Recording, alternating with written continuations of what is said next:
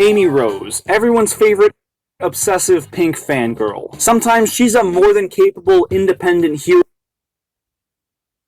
and other times she makes things a hell of a lot harder. Today, we're going to look at Amy's character in every mainline Sonic game and rank her from worthless to elite. Her first appearance is in Sonic CD, so she gone in Sonic 1. And in her debut, she's pretty freaking useless. She gets kidnapped by Metal Sonic early in the game and serves as basically the damsel in distress that Sonic reluctantly saves at the end of the game. Kinda hard to argue with this one. Worthless.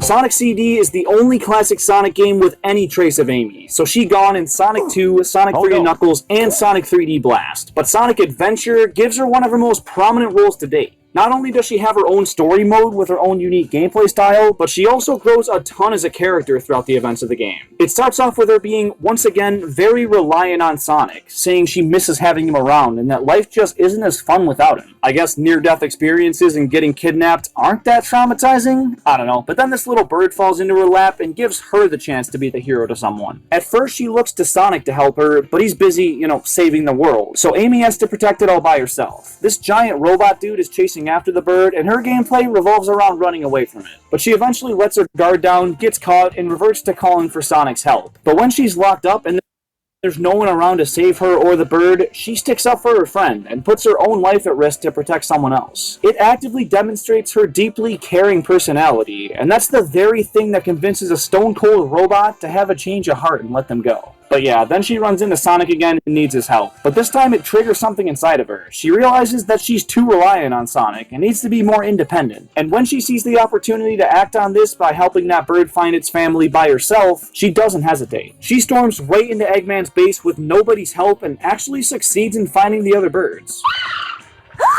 Then that happens, and it forces her to finally face off against the thing she's been running away from the entire game for one final battle. And of course, she wins. Just like Tails in this game, she proves she doesn't need Sonic and can be a hero all by herself, which makes her pretty darn elite in my book.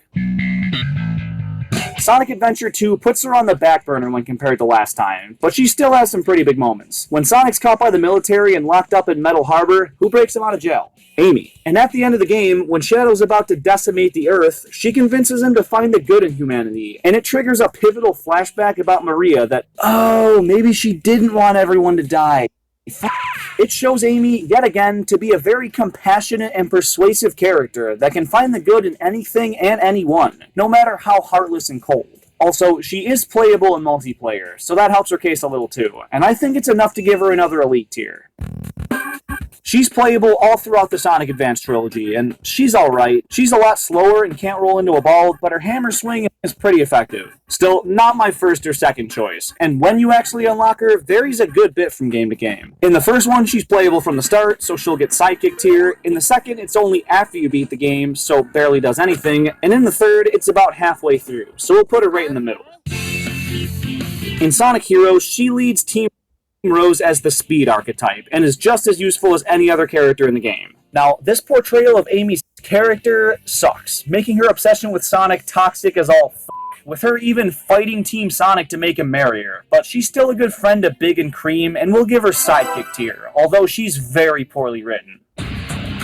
She's the same as every other side character in Shadow the Hedgehog. In certain story paths, she'll help Shadow through a level and is basically gone after that, barely does anything. Sonic Rush keeps her character flaws from Heroes, but takes away just about everything redeeming about her. She's not playable, and only shows up in the occasional cutscene looking for Sonic, thinking about Sonic, or assaulting Sonic, so absolutely worthless.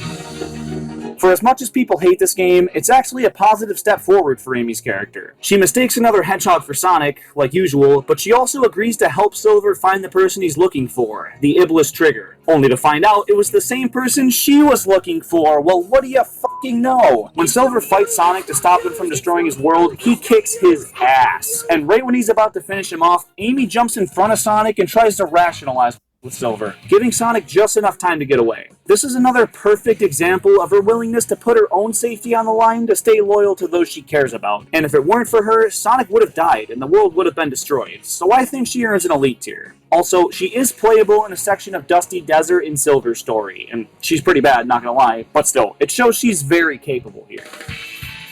She's absent from Sonic Rush Adventure, but in Sonic Unleashed, she does play a very minor role. She's not portrayed as an annoying fangirl, so that's good, but she's still kinda helpless. She makes Werehog Sonic feel all bad about himself, listens to some Professor Pickle yap sessions, and cries for Sonic's help when some hypnotized locals start dancing with her. Yeah, not a very good look for her. Worthless. Just like Knuckles, she gone in Sonic Colors and Sonic 4 Episodes 1 and 2, but Sonic Generations brings her back as basically a cheerleader. She annoys the f*** out of him to the point where he has to stiff-arm her face away, and while her smacking Knuckles into a tree was pretty funny, it goes against everything that once made her character so great, even just a couple games back in 06. She's supposed to be the thoughtful one, that yes, has a crush on Sonic, but also puts the well-being of her friends above her own, and unnecessarily hitting Knuckles just feels wrong for her. Worthless. This game's basically the same thing. She's a background character that calls Sonic a couple times throughout the game and pretty much tells him that, yeah, hey, the world's getting destroyed, can you please help? But she doesn't do anything herself. So, Sonic Boom's portrayal of Amy is actually a lot better than most of these modern games. She still likes Sonic, but she's actually a character outside of that and can interact with the rest of the crew without it needing to be about Sonic. And in Rise of Lyric, she's a playable character alongside Sonic, Tails, and Knuckles. And she's not really better or worse than the other three, so she'll chill in sidekick tier. In true classic Sonic form, Amy isn't playable, and she doesn't even appear in the game. Sonic Forces sucks, and Amy just doesn't do anything in the game. She's part of the Resistance, and is seen taking out some enemies in the big battle scene, so she barely does anything. And hey, that's more than we can say for Tails in this game, right?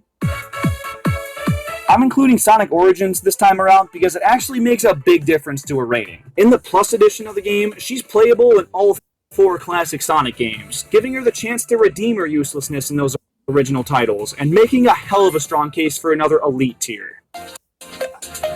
This game handles her character really well. She's not super clingy and obsessive like a lot of her other modern portrayals, and while she does need saving from the cyberspace thingy, so do Tails and Knuckles, so she contributes just as much as they do. Honestly, she's pretty chill in this game, and Sonic kinda admits to have small feelings for her, in a very indirect and Sonic type of way, but still, it shows she's not just a nuisance to him anymore. Also, in the final DLC update, she was added as a playable character, which is really cool to see, and I think it earns her a very strong, capable tier.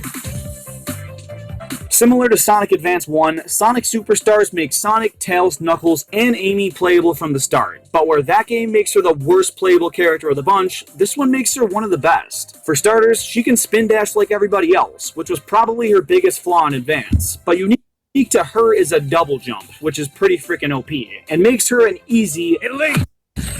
And there you have it. Real quick, if you take your Nintendo Switch on the go a lot and wish it was easier to lug around, you gotta ditch that clunky old dock. It's bulky, flimsy, and really doesn't have a good reason to be. And Accelerate Gaming's portable dock is the solution you've been waiting for. It cuts the unnecessary plastic of Nintendo's and gives you a sleek, durable, and very portable alternative. And it's only $20, so if you want to enhance your Switch setup and support this channel, go grab one now and use code JeremyK to get an additional 10% off your order. There's a very limited amount of uses on that, so redeem it while you can. And if you disagree with me on any of the rankings in this video, leave your takes down in the comments.